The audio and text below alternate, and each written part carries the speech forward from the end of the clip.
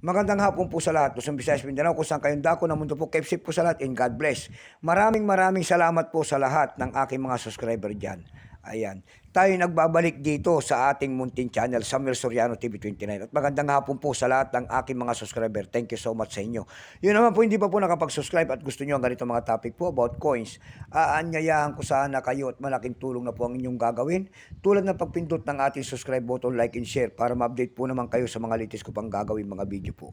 Ang pag-usapan po natin ngayon ay pera po ng Russia. Russia coins ang ating pag-usapan. 5 rubles po, year 1997. 1997 po, ayan, pera po ng Russia. Foreign coins po. Bago tayo magsimula sa ating talakang, kilalanin mo muna natin siya. Issue po, Russia po. Period, Russian Federation, 1991 up to date po. Type, standard circulation coins, years 1997 hanggang 1999. Value nito, 5 rubles. Currency rubles, 1998 up to date po. Composition po nito, copper, nickel, glad copper.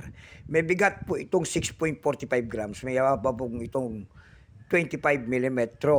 May kapal po naman itong 1.8 mm. Hugis po, bilog, orientation nito, coin alignment. Number N-1732, reference number Y-606. Ito pong year 1997, kung tawagin ng Russia nito, ito po ay Moscow Mint. Ayan. Ito po ay 51% itong hawak natin. Wala pa pong maipakita ng Russia kung ilang pirasong ginawa sa barya na ito. Pero may price na po ito doon sa ating numista. May presyo na. Yung kanya extra pa yung 30, almost uncirculated 33. Dako naman tayo sa kanyang presyo. Doon sa ating eb.com, nakakita ko tayo nagbebenta doon ng $8 na nito per piece. Meron naman doon $5 po. Ayan. Yung pinakamalit na bintahan doon ay nagkakahalaga po ng $2.84. Dako naman tayo sa Carousel PH. Sa Carousel PH naman po may nakita ko tayo nagbebenta doon ng 400 pesos. Nasundan po ito ng 80 pesos. Ayan lamang to ang ating may ibabahaging kanyang presyo sa ganda. So hanggang dito na lamang po Luzon, Visayas, Mindanao. Kung sa kayong dako na mundo po, keep safe po sa lahat and God bless.